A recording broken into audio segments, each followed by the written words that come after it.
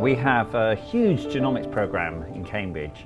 As you're probably aware, the human genome was first mapped there. And one of the advantages of that is that we have been able to have large numbers of genomic assessments done on children. So what I've been asked to do today is to feed into a little bit of information about how that feeds into the management of ketogenic diets. And in particular, I've decided to loosen it a bit to talk about the genomics and drug-resistant epilepsies, because that's really what we're talking about. And the last CDKL5 was a really good spoiler for me, wasn't it? A genetic epilepsy, polypharmacy, complex ketogenic diet therapy, and some suggestions around CDKL5 that some treatments may be more beneficial than others. So I'm going to flash you back to the position in 1993, but I think that's absolutely perfect, and I must have done it with a bit of, I hadn't thought about this, but of course 1993 I was seeing children with complex epilepsies in Bristol when I was a junior doctor here, many, many years ago. But at that point we had little understanding of the cause of the epilepsy. And in particular, we weren't sure which children were affected by a brain injury and which children had a genetic disorder. And it's difficult to disentangle those two, and I'm going to talk a little bit more about that in this presentation. And as a result, we had little idea on the prognosis of many of the epilepsies, and we weren't able therefore to give a precision therapy. And by precision therapy, I think what we're really talking about is evidence-based therapy. So treatments which are shown on balance to be both safe and effective.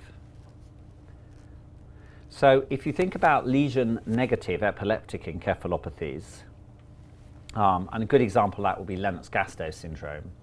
When I first started working back here in Bristol 25 years ago, we knew the clinical picture. So we knew they had a characteristic pattern of seizure types, intellectual disability, and a characteristic EEG, but not the cause in the vast majority of cases. That world has changed completely. So I would say about 3/4 at least of the children, we know exactly what is causing their epilepsy. And we may know it down to a molecular level. So we've gone from under 25% would be my guesstimate to more than 75%. I haven't ordered it, but as it changes every week, I'm not going to. So what do we do then? We did loads of investigations, in particular complex metabolic investigations, which made the junior doctor's life a misery. So I was constantly filling out forms and doing urine tests and blood tests and lumbar punctures, which we had almost no yield at all. I think in 25 years, other than GLUT1, the glucose carrier transport deficiencies, in terms of children who presented with seizures and been through the epilepsy service, none have had metabolic disorders. We've certainly seen children with metabolic disorders who come to us for their problematic seizures. But in terms of diagnosis, these very invasive, expensive and complex tests which put families through an awful lot of grief had almost no yield. So where are we in 2019? So I thought we might just run through a few key questions on genetic tests and a few examples of the main ones we're doing, because normally when I give this lecture to consultant pediatric neurologists, they're a little confused as to what is the difference between these tests. So Helena said maybe it would be helpful for me to run that through with you, with the predominantly dietetic audience today. So you might have heard about microarray analysis. You might have heard about targeted single gene testing, such as GLUT1 testing. And you might have heard these wonderful things called full and panel genomic testing. So my first question to you is, how many base pairs are there in the human genome? Have a stab, anyone. I'll give you 3 possibilities. 3 million, 300 million, or 3 billion. 3 billion, yes, you've all got it right. So there are more than 3 billion base pairs in the human genome. So there's 3 billion reasons why these children might come and see us. And you can see why it was quite challenging when they first mapped the human genome. But any one can give you a severe neurological, potentially fatal disorder. So when we're looking for the genomic causes of this, these early onset DRE, drug-resistant epilepsies, that we have an awful lot of data to deal with. It gets a little easier. How many genes are there in the human genome? 3,000, 30,000, or 300,000? 30,000, and of which 20,000 are coding. That means there's 30,000 genes, of which 20,000 seems to code to have a function, and when they're faulty, might give you disease. Personally, I've always been a bit dubious about when doctors say this part of the body is superfluous, isn't required. I think the good Lord designs us more efficiently than that. My gut feeling is all 30,000 genes have a function, as why would the good Lord give them to us? So I think we just haven't found a use for those remaining 10,000 yet, but we will get there. So I was going to put a map of the British road network down, but I thought in these healthy and alternative times, particularly coming from Bristol, I would put the Sustrans network up. Because what I tend to do when I talk about people with parents and junior doctors and dietitians and senior doctors about genomic testing, explain that there's different levels of testing we can do. So we can look for big parts of the human genome or tiny bits of the human genome missing. And I do it akin to the British Road Network, but it's going to be the British Cycle Network. And the first level of testing we can do with array analysis, we can look at maybe looking at the road network here, and we might see a little bit is missing on the Sustrans network between Chepstow and Cardiff. And we can see it from some distance, and that's because there is a 5-kilometre network hole in the network there. And if we looked in genomic terms, we mentioned those 3 billion base pairs, the first level testing, which is comparative genomic hybridization, will be able to pick up where there's holes of 50,000 base pairs or above missing. So if you've got 300,000 base pairs missing, there'll be a big, huge hole in the human genome. So that's 300,000 reasons to give you disease. And that will be picked upable on CGH. But if it's 49,000 missing, it'll miss it with our present technology. So we do an array as the first line, and in general, when you have 50,000 base pairs missing, you're likely to have a disorder that affects more than one gene. So these are kids who are often a bit dysmorphic, but relatively well functioning of these ones. So when you have a child who's just absolutely perfect apart from seizures, it's more likely to be a single gene disorder, because with bigger deletions, you normally get more abnormality. So you might dysmorphic features or strange fingers or things like this. And just a brief slide to say what we do with this CGH. It's very quick. It should come back in, normally you should be able to get that back in 7 to 14 days. So if we're assessing children for KDT and haven't had an array, we should be able to get that back well before the start date, unless you're doing it as an urgent one in hospital. And we'll be finding out more about urgent KD starts this afternoon from Mackenzie, looking around the audience, giving a spoiler. In this we mix, this is the fetal one actually, but we mix a reference sample with the blood sample, and then the computer will give us this map, and it'll tell us if there's a hole in the genome, but it'll also tell us actually if it's duplicated in areas, because we'll all have little duplications in our genome, and it doesn't really matter, but it doesn't in most areas, but it does sometimes. So deletions and duplications of more than about 50,000 base pairs, so that's 5 kilometers of that Sustrans network. And a good example of that for an epilepsy, which you may have seen, is Wolff-Hirschhorn syndrome. We have a couple within our epilepsy, our KD clinic. Anyone else got a child with Wolff-Hirschhorn? Yep. And that's a nice example again of thinking about precision. I'll come back to that later on. So this is a lad here. He's John. He's a lad who had KD therapy some time ago. He's grown up now actually, but he had status epilepticus from 6 months, some atypical absences, and also a lot of myoclonic jerks. Any idea which condition he might have, anyone? Yeah, Dravet syndrome, thank you. And that's an example of of a condition where you get a single base pair deletion, or maybe slightly bigger, but you get a tiny deletion in that syndrome. And this is the SUSTRANS network. This is just behind Helena's house. I saw her smiling there. She just recognised, didn't it? That's Swavesey Mill there. And that's the guided busway that goes into Cambridge down the A14 being the very worst road in Europe, and that being supposedly the best bus cycle road in Europe. But we're talking about a 1 metre bit missing in this huge network, so it's just a single base pair missing. And that will give you many of our epileptic encephalopathies in the first months and years of life. And that's, to diagnose those, we would use these days, I'm going to talk specifically about next generation sequencing.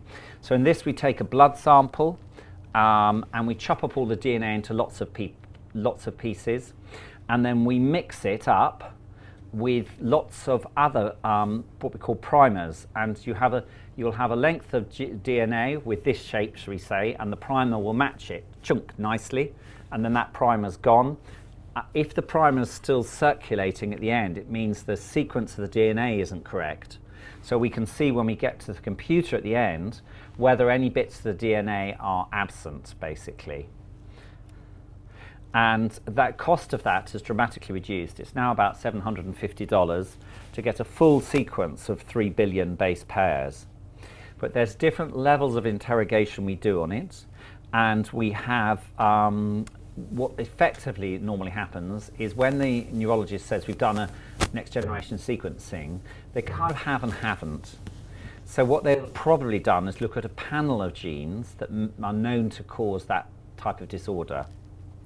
And a good example of that will be panels that are known to affect children with early onset epilepsies.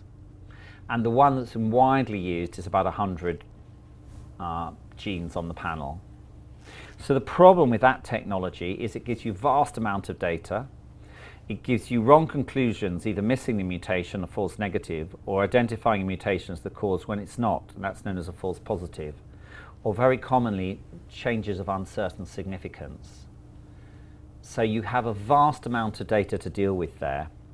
And if you look at the early onset epilepsy panel, which is the one we're really interested in, that will initially had 72 and now 106 genes, one of which is CDKL5.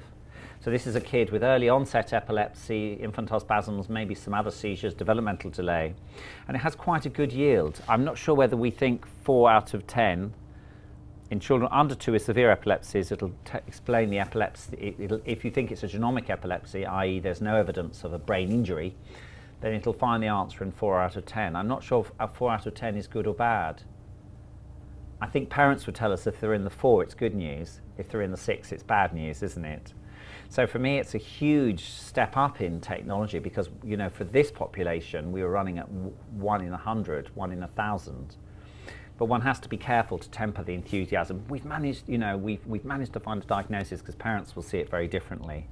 And of course, they may not see this, me being so pleased with myself for diagnosing CDKL5 will not be interpreted the same way by the family when they go on Google that night and actually see what the future might hold for that child. Might have some horribly high-fat diet they're going to have to be given later that year. So if I talk about John, he had a disease-causing variant in the SCN1A gene and had a diagnosis of Dravet syndrome, which allowed us to be very exact in where we were going with him. So first of all, there's a cocktail of drugs that are meant to be most effective, which is generally thought to be sodium valproate, stiripentol, and clobazam together. And if you try those fairly quickly and they're ineffective, you know you're in big trouble with Dravet. It's not going to respond to virtually anything. And that's the point, of course, where you would escalate quickly on to KDT. You also know you're not going to have to waste time going through a surgical route because they're very unlikely to be surgical candidates.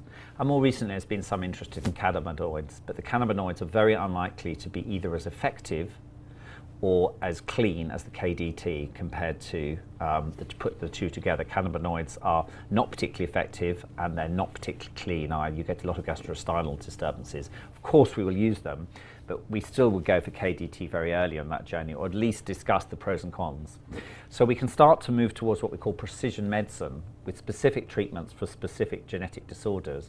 But the critical thing there is doing the right genomic testing, identifying the disorder, and being really clear in yourself that the gene change is the cause of disease. Because when the good Lord makes us, he shakes up our genome dramatically between each generation. I talk about, anyone who knows what boggle is, where you shake up the box and there's 16 dice, each with a little letter on the top. You shake it up, and every time you slam it down, all the dice are there, but they're all sequenced differently. And that's effectively what happens to the genomes. So we have to be careful of these changes. And we often come back to, we're actually sure it's Dravet, we treat them with all these treatments, and 2 years later, we sometimes reconsider that, whether we've got it wrong, and go back to the actual genetic test. So coming back to the panels, one's told that you've had a panel and they've sequenced the whole genome. They haven't. You know, if they do 300 genes, they're only interrogating a tiny part of the human genome, because we know there's 30,000 genes, so even 300 is a tiny bit of it. And I mentioned calling a variant can be difficult, and a single base pair can be lethal change, so it's easy to miss. To further complicate matters, the genome is made of exons and introns, and the exons code and the introns are meant to be the structure that holds the genome together. And when you get a change in the intron, the computer ignores it. But as we begin to understand more, maybe some of these intronic changes are actually going to cause disease. So we don't really understand the genome, is the bottom line.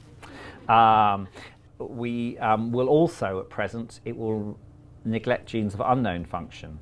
I'm going to demonstrate that with a quick talk through Suki, who was a little floppy at birth. She was born to new parents, first child, very nice couple from Colchester. She was acutely unwell at 8 weeks and basically degenerated over the next 4 weeks into severe lactic acidosis, and died on the ICU with what we thought was likely to be a mitochondrial disorder. She had all those biochemical investigations done, which didn't help us at all.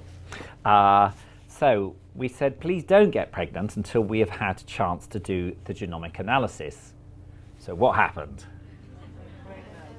She got wham! They were feeling a bit sad, and they had a little cuddle at Christmas, and as you would expect, when you've just lost a child, and they're a young and very fertile and quite active set of parents, so sure enough, within 3 months of the death, mum's 8 weeks pregnant, or within 3 or 4 months, mum's 8 weeks pregnant. So we can do the array quickly, and we did that within 7 days. We did the gene panel for them super fast, and that came back negative. So then we're in a bit of trouble. So any ideas where we may go from there? Well, I've told you we've done 102 out of 30,000 genes. So what we next did was next generation sequencing, and we looked at the whole genome. And we looked at known and unknown genes. In addition for that, we looked at changes between Suki's gene and mum and dad's genes, because anything that's the same between Suki and mum cannot be relevant. So 10,000 genes are off the list. Anything that's the same between her and dad are not relevant. 10,000 genes are off the list. Then you exclude any genes you know that don't do this. That's another 7,000. So we're doing quite well now. We're down to kind of 20, we've gone from 30,000 down to just 3,000. We're starting to get into very good territory here where we can start to pin it down. And no disease-causing variant was identified. Mum's now 12 weeks, 14 weeks, and we've given her a 1 in 4 recurrence risk, basically, for this. So we're starting to really sweat. So what do we do here? We looked at all the genes we don't know what they do. And we found a change. And just to demonstrate this is one, just to explain what's happening. Ooh, there we go. Have you got that? Yes. So this is the human genome running along. And it's a sequence of 4 different letters, GCC, AAC, ACG. And each one of these 3 letters codes for an amino acid. And this is the normal one. And if you look here, this G has been deleted, yeah? Which means the whole thing has been reset. So instead of it reading GCC and getting an A, it now reads CCC and gets a P. And this makes a big change because the gene was meant to stop here with this TAA. It's the end of the gene. But instead of it doesn't get the stop message. So the hot gene is then coding completely faulty protein. And that's what we found in Suki's case. We found a change which was strikingly pathogenic in NDUFA6, of which there's no cases in the literature. So when we went to the guy, we said, I said the mum's pregnant, went to the laboratory and said, look, really didn't find anything. And they said, oh yeah, we definitely found something. I said, why didn't you tell us before? He said, we don't know what it does. So there's something called gene matcher in this position, which you just slam it into the World Wide Web, and anyone who's interested in genes has an occasional look. And we found there was one case in Edinburgh, one case in South America, one case in somewhere like Australia, and they all had similar changes in this gene, and all the children were the same. So we just quickly brought it together that this was the likely cause of the disorder. We confirmed that the parents were both carriers, and most importantly, within 2 working weeks of that stage, by 14 weeks, we found the new fetus was unaffected. So we gave them a 19 out of 20, that was the cause of the death in the first child, not 100%, and the next child was unaffected.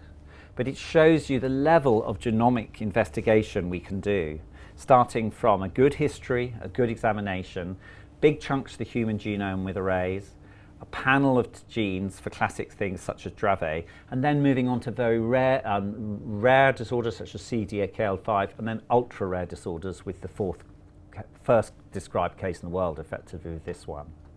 But what was really important about that is it does tell us what's going wrong, and we can see that both what the diagnosis is, what the protein is meant to be produced, and then we can start to think about what treatments we can give for that specific abnormal protein. And the other message I want to give you today is not just which ones you give, but also things you don't give.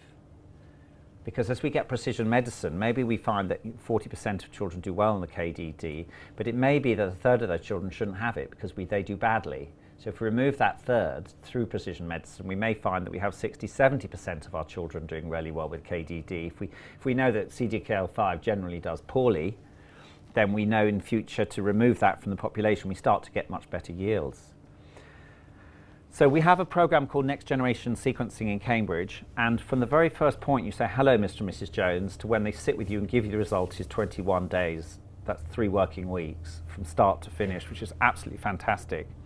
Because if it's not done within 3 weeks, you end up starting treatments such as the KDT blind, you end up doing MRIs and LPs you don't need to do, and we can avoid those investigations. But one of the other big ones is that, I mentioned to you earlier, a very critical issue there is that Suki had a different genome from mum and dad, so it's absolutely critical we get mum and dad's DNA right at the beginning if we're going to do this very quick turnaround. So we get what's called a trio right at the beginning of the journey. So back to drug-resistant epilepsy. So the position we're in now is we can identification of genetic cause early, and with the sorting hat between Gryffindor and Slytherin, when it's putting all the kids into the Gryffindor genomic analysis, the ones who are genomically negative, we can go back and look at and say, hold on, but is this acquired brain injury? Is this a stroke? Is it HIE? All these things that you're seeing in you probably have lots of kids on the KDT who've had HIE, hypoxic ischemic encephalopathy. So the sorting hat's putting it both ways. So we then become much more secure this is an acquired brain injury, and then we can have a think about whether the KDT is good or bad for them. This is genomic, and if it is genomic, which one?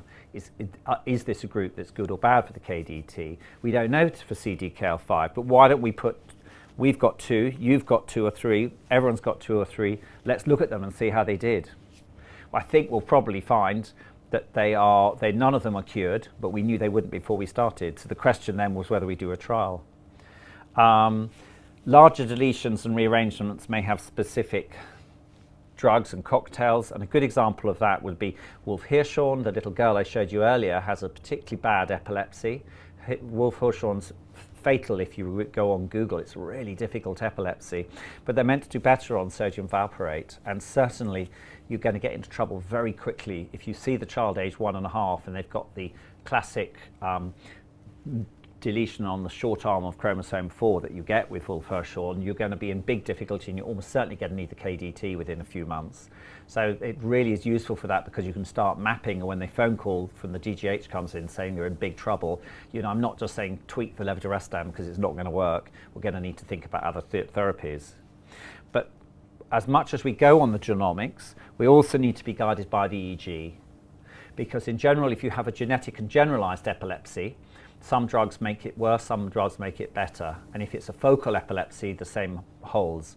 The KDT rarely makes it worse, so from that point of view, it's normally okay. But we need to be guided by both the genomics as well as the EEG. And then coming back to these tiny point mutation conditions, a few examples of where we're going. And no, time's almost up, but I've only got about a slide or two more. So we talked about the sodium channel disorders with Dravet syndrome, and they have a specific drug cocktail, and that is likely to fail very quickly in quite a few of them, and then it's on quickly to KDT in my clinic. There's a rare condition with potassium channel, which was well on carbamazepine, and you certainly shouldn't be doing KDT until you've had a trial of that. There's something called migrating focal seizures of infancy, which is like one of the worst epilepsies we see. And again, they would need a trial of quinidine and then on for KDT. There's a movement disorder gene that gets some epilepsy called PR2 and the CACNA1. They both get movement disorders which are responsive to carbamazepine, acetazolamide. And then, of course, GLUT1, we know, is the only active treatment for that is KDT, and from that point of view they need urgent referral for it. So we shouldn't be spending months, 6 months, 12 months, 18 months with early onset picture waiting to decide if the child does or doesn't have GLUT1, because I think we're going to have a talk about time is brain later on, but the earlier we could get the GLUT1 picture stabilised, the better. I wanted to mention briefly myoclonic astatic epilepsy, because I think most of us who work with that epilepsy will say it does really well with the KDT, and you have a very aggressive push. It's basically, the KDT is never as compulsory in our hospital, with the possible exception of GLUT1. You may do safeguarding procedures if parents won't try it or undermine it. But myoclonic astatic epilepsy is one of the ones that's almost there, because we have so many children who are super responders with it. Of course, we don't know why, and that'll be really interesting. But we also know they're made worse by carbamazepine. So I'm normally saying off the carbamazepine, use the drugs that they do better with, which is valproate and clobazam, and then a very short delay before we're on for the ketogenic diet, because we want to give the chance of a dramatic response for the child. The important point about MAE, it does have genomic results, but at present it's very low, only 1 in 8, and we don't understand that. It's a genetic disorder. Why are most of those children negative? So that's something that shows you we know a lot, but not everything about the genome. However, I've given you a lot of enthusiasm about genomic analyses, told you about precision medicine, but there's poor progress for some disorders in terms of investigation, e.g. spasms. And for the majority, therapy may be specific and precise, but it continues to be relatively inefficacious. So you may read that CACNA1A, you need to give them carbamazepine or whatever it may be, or acetazolamide for that one, but actually the majority won't have a dramatic response.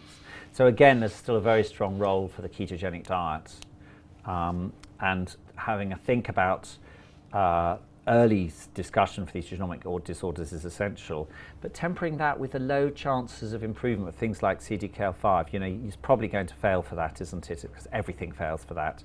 Early identification, I would propose, gives you better prognostication, quicker trial of true drugs, earlier introduction of the KD, safer introduction, appropriate targets. Thank you very much.